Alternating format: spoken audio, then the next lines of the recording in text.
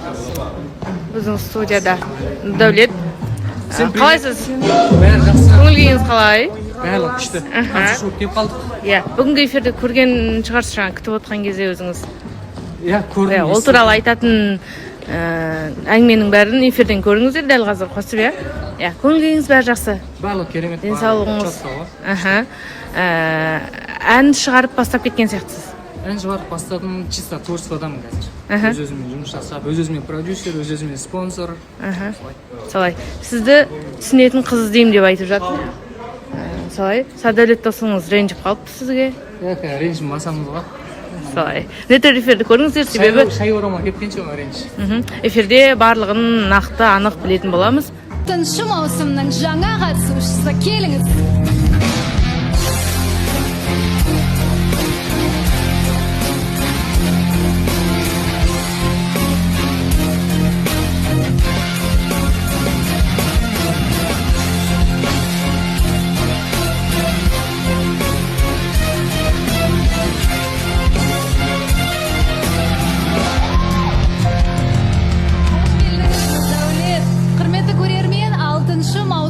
Жаңа қатысушысы Нұрдәулет.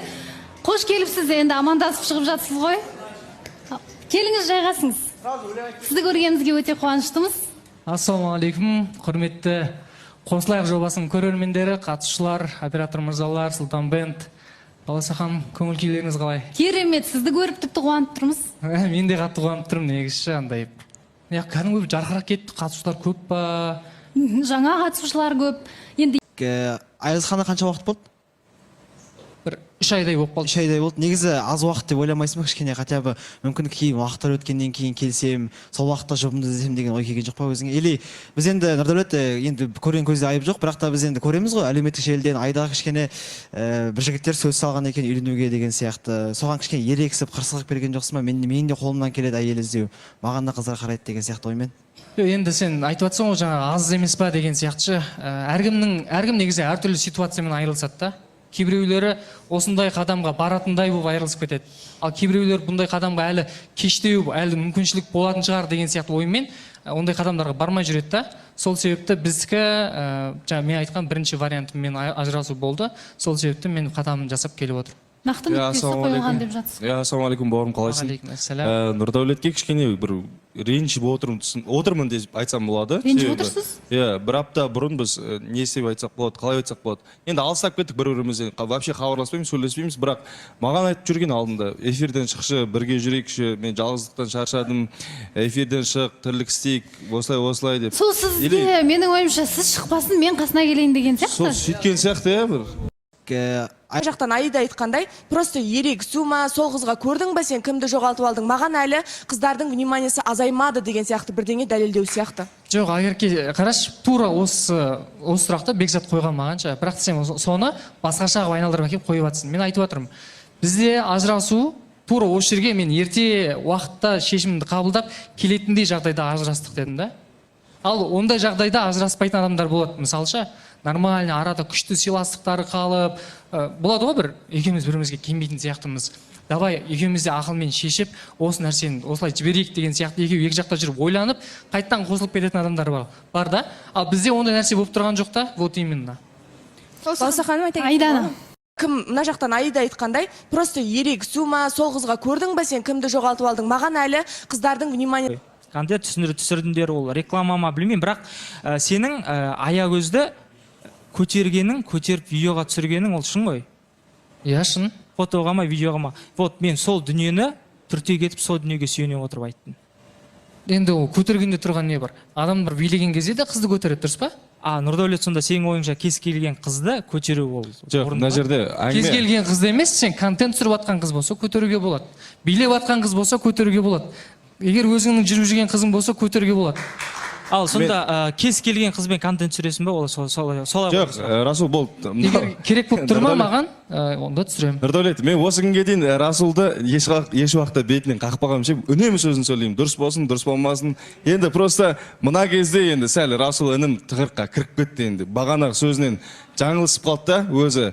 Жаңағыда енді бағана бір басқа әңгіме болды, қазір мүлде басқа әңгіме айтып отыр. Сол үшін Расул ол болған нәрсе болды, контент деп қабылдады халық. Ол официально елге жарияланғаннан кейін ол жерде ары қарай еш нәрсе болды деп ойламаймыз. Сол үшін сенікі бүгін өте қате болып қалды енді. Контент түсірдіңдер ғой. Оқырмандарым, сіздер үшін жасалып келе жатқан Сен қайда деген әнімді мына сілтеме арқылы өтіп, YouTube каналынан толық тыңдай аласыздар, және де лайк басып, комментарий жазып, осы әннің таралуына бір септігін тигізіп жіберіңіздер, және де алдағы уақытта осы әнге өте керемет бейне баян түсіріледі. Алла қаласа, сәл күтіңіздер, аздаған уақыттар қалды. Go сілтемеге өтіп, комментарий, лайк және де просмотр сұрайық. Let's go. Не деген? Яқа кемегелі қай заман? Құрметті достар, дәл солай мен эфирға келіп әнімнің тұсауын кесіп кеттім. Оның толық нұсқасын тыңдау үшін осы сілтемеге өтіңіздер. Ол әнді тыңдап қана кетпей, подписка обязательно жасап кетіңіздер. Бұйыртса мен осында бұрынғы әндерім бар, қазіргі әндерім бар, клиптар, неше түрлі барлық бомбовый контенттердің барлығын осы сілтемеде салатын болам YouTube каналға. Бұйыртса, так что подписка обязательно жасап кетіңіздер. Сіздерді күтем YouTube каналда. Айгүлдің туған күнінде алтын уақытымызды жақсы өткіздік. Алтын уақыттарыңызды зая кетірдік деп айтпайсыздар, иә? Олай емес? Зая кетірген жоқсыздар. Жоқ, неге зая кетірген жоқпыз? Неге? Өте жоғары біз андай деңгейде қуанышына қуана білетін қазақпыз ғой өзі. Бірақ енді білмеймін, бірақ мен сіздерді енді бірен-саран қатысушыларды басқа қырынан таныдым, тіпті өзім ойланып та қалдым. Бұл қыз, бұл жігіт осындай ма еді дегендей, әлде өмірде басқаша болып тұр ғой, эфирде басқаша ма деген сияқты ойлар келіп қалды өзімнің басыма. Білмеймін, көрермен не ойлады енді. Бәріміз сөйтіп ойлап қалдық сол. Сізде? Мен де сөйтіп ойлап қалдым, вроде қазақи жігіт еді деп кәдімгідей. Бжай десек, шатасып отырсақ.